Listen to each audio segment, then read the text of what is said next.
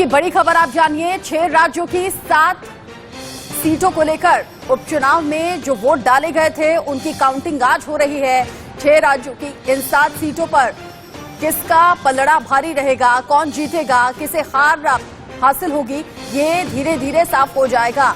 6 राज्यों की ये 7 विधानसभा सीटें हैं जिनको लेकर उपचुनाव हुआ और आज सुरक्षा इंतजामों के बीच में काउंटिंग का दौर चल रहा है। सुरक्षा इंतजामों के बीच एक एक करके ईवीएम मशीन खोली जा रही है, जिससे मालूम हो रहा है कि कौन आगे है कौन पीछे। बिहार की मोकामा है, गोपालगंज सीट है। बिहार की 2 सीटों पर उपचुनाव हुआ। इसके अलावा हरियाणा, बिहार, महाराष्ट्र, यहाँ पर एक एक सीट पर उपचुनाव हुआ, जिसके नतीजे आज साफ हो जाएंगे। इसके अलावा उत्तर प्रदेश और तेलंगाना, यहाँ भी एक एक सीट पर उपचुनाव हुआ। लोगों ने बढ़ चढ़कर मतदान किया और आज काउंटिंग का दिन है। आज पता चल जाएगा नतीजों के बाद कि आखिर आम लोगों की पसंद है कौन। 6 राज्यों में अलग अलग वजहों से 7 विधानसभा सीटें जो कि खाली हुई थी, उस पर आज उपचुनाव के बाद काउंटिंग का दिन और आज काउंटिंग के बाद ये साफ हो जाएगा कि कौन से कैंडिडेट पर भरोसा जताया है आम जनता ने। हरियाणा, बिहार, महाराष्ट्र, उत्तर प्रदेश और तेलंगाना, यहाँ एक एक सीट पर उपचुनाव हुआ। अकेला बिहार ऐसा है जहां पर 2 सीटों पर, मोकामा और गोपालगंज, यहाँ 2 सीटों पर उपचुनाव हुआ।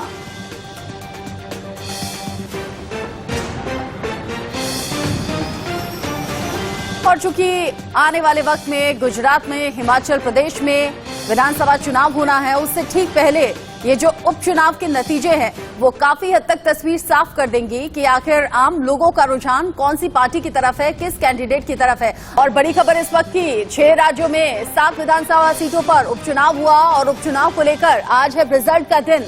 दोपहर तक साफ हो जाएगा कि आखिर किसे आम लोगों ने पसंद किया है, जनता का विश्वास कौन सी पार्टी पर है, किस कैंडिडेट पर है।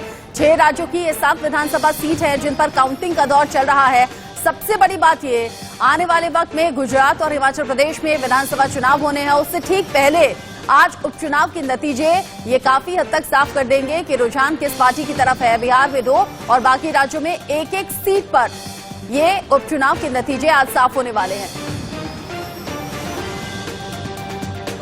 आदमपुर से दीपक शर्मा हमारे साथ जुड़ गए हैं इस खबर पर ज्यादा अपडेट के साथ। दीपक, अभी तक की जो काउंटिंग हुई है, रुझान किस तरफ नजर आ रहा है, कौन आगे कौन पीछे?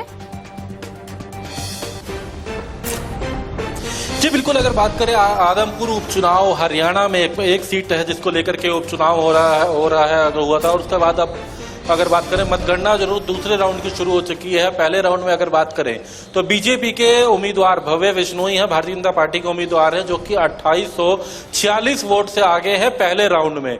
दूसरे राउंड की अभी काउंटिंग चल रही है। कुल 14 राउंड है यहाँ अगर बात करें तो, 13 राउंड है, 14 टेबल्स है। 13 राउंड में यहाँ पर जो है मतगणना चलनी है और पहले राउंड में 2840 वोट से भव्य बिश्नोई बीजेपी के उम्मीदवार आगे है। दूसरे राउंड की यहाँ पर मतगणना जरूर यहाँ पर शुरू हो चुकी है और एक रोमांचक अगर कहें तो जिस तरीके से पूरा चुनाव रहा और इसी तरीके से अब रुझान बढ़ रहा है, क्योंकि बीजेपी और कांग्रेस के बीच में अभी तक जो एक बड़ी टक्कर जरूर यहां पर देखी जा रही है। बीजेपी से भव्य बिश्नोई जो कि पूर्व मुख्यमंत्री भजन लाल के पोते हैं, कांग्रेस से अगर बात करें तो जयप्रकाश जो कि पूर्व में केंद्रीय मंत्री रहे हैं, उनके बीच में ये इस वक्त अभी मुकाबला चल रहा है। हालांकि आम आदमी पार्टी, इनेलो, ये भी लगातार इस मुकाबले में, आपको तस्वीरें भी दिखाना चाहेंगे। ये मतगणना केंद्र की, हिसार में मतगणना केंद्र की ये तस्वीरें हैं जहां पर मतगणना चल रही है। दूसरे राउंड की काउंटिंग चल रही है। पहले राउंड में बीजेपी के उम्मीदवार 2846 वोट से आगे है, ये पहले राउंड में है।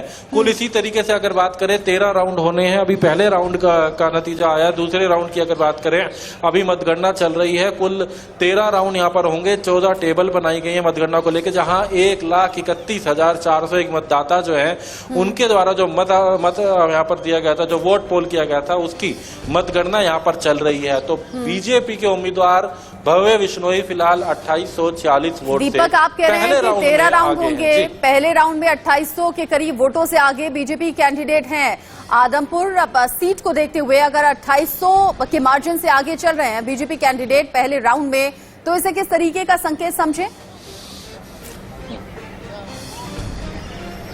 जी बिल्कुल, क्योंकि अगर इस आदमपुर की बात करें तो ये पूर्व मुख्यमंत्री, हरियाणा के पूर्व मुख्यमंत्री भजन लाल का गढ़ कहा जाता है और जब से ये हरियाणा बना है तब से इस परिवार के ही लोग इस सीट पर विधायक रहे हैं, चाहे खुद भजन लाल हो, उनकी पत्नी रही हो जसमा देवी, उनके बेटे कुलदीप बिश्नोई रहे हो, या उनकी कुलदीप बिश्नोई की पत्नी रेणुका रही, और इस बार कुलदीप बिश्नोई के बेटे भव्य बिश्नोई यानी भजन लाल के पोते, तीसरी पीढ़ी, वो उम्मीदवार के तौर पर बनाई गई है बीजेपी के द्वारा। तो वो 2840 वोट से आगे अब तक उनका परिवार रहा करता था, और इस बार भी उनका हालांकि दावा है कि वो उनकी जीत होगी, लेकिन फिलहाल अभी पहले राउंड के नतीजे आए हैं। दूसरी तरफ कांग्रेस के भी अगर बात करें, जयप्रकाश जो कि पूर्व में केंद्रीय मंत्री रहे हैं, 3 बार के सांसद भी हैं, वो उम्मीदवार यहां पर हैं। हालांकि अभी 2840 वोट से पीछे चल रहे हैं कांग्रेस के उम्मीदवार जयप्रकाश। फिलहाल अभी मतगणना जारी है दूसरे राउंड की, तो कहीं ना कहीं पहले राउंड में तो बीजेपी लीड की ओर है, बीजेपी पहले राउंड के बाद लीड की ओर है, अभी दूसरे राउंड की मतगणना जारी है। जी दीपक, चुनाव प्रचार के दौरान भी आप ग्राउंड पे रहे, आदमपुर इस सीट को आप बेहतर तरीके से समझते हैं, यहाँ का जातीय समीकरण समझते हैं, यहाँ वोटर्स की संख्या को समझते हैं। जरा ये बताइए कि जब आम लोगों के बीच में आप चुनाव प्रचार के दौरान पहुंचे, या फिर वोटिंग के दौरान पहुंचे, या फिर आज जब काउंटिंग का दिन है, लोगों का रिएक्शन क्या है, लोगों की उम्मीद क्या है?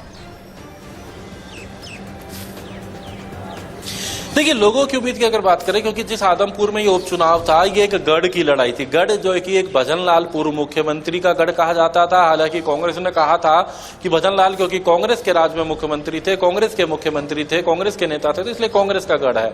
लेकिन वो भजन लाल परिवार अब बीजेपी में, तो इसलिए बीजेपी भजन लाल के परिवार का गढ़ बता रही थी कि यानी कि बीजेपी का गढ़ है। यहाँ गढ़ की लड़ाई चली मुद्दों की अपेक्षा, क्योंकि एक बड़े नेता हरियाणा के भजन लाल, उनका परिवार लगातार यहाँ सक्रिय विधानसभा में रहा है, तो ऐसे में यहाँ विकास के मुद्दों से ज्यादा कहीं ना कहीं गढ़ की लड़ाई चढ़ी थी। लेकिन लोगों की एक ही बात थी कि आखिर विकास इस क्षेत्र का हो। कांग्रेस के ऊपर ये पूरी जिम्मेदारी भूपेंद्र सिंह हुड्डा को दी गई थी, उन्होंने जयप्रकाश को उम्मीदवार बनाया। लगातार भूपेंद्र हुड्डा, दीपेंद्र हुड्डा सांसद जो हैं, दीपेंद्र हुड्डा, वो लगातार चुनाव प्रचार में रहे।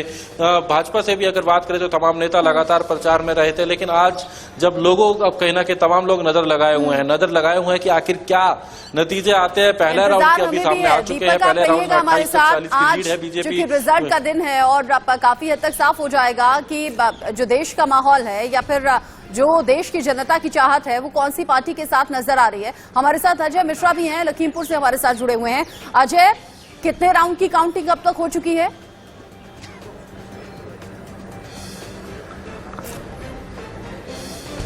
अजय,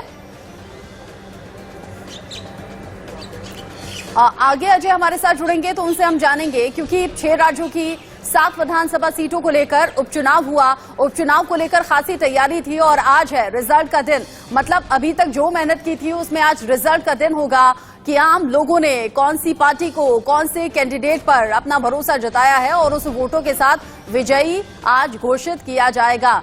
6 राज्यों की इन 7 विधानसभा सीटों पर हम नजर बनाए हुए हैं। अभी चूंकि दिन की शुरुआत है, अभी सिर्फ 9 ही बजे हैं, और धीरे धीरे जैसे जैसे राउंड आगे बढ़ेंगे वैसे वैसे क्लियर हो पाएगा। अभी जैसे कि दीपक ने बताया कि आदमपुर में बीजेपी कैंडिडेट आगे बढ़ते हुए, आगे चलते हुए, लेकिन आप जानते हैं आने वाले वक्त में जब गुजरात और हिमाचल प्रदेश में विधानसभा चुनाव होने हैं, तो चुनाव होने हैं दिल्ली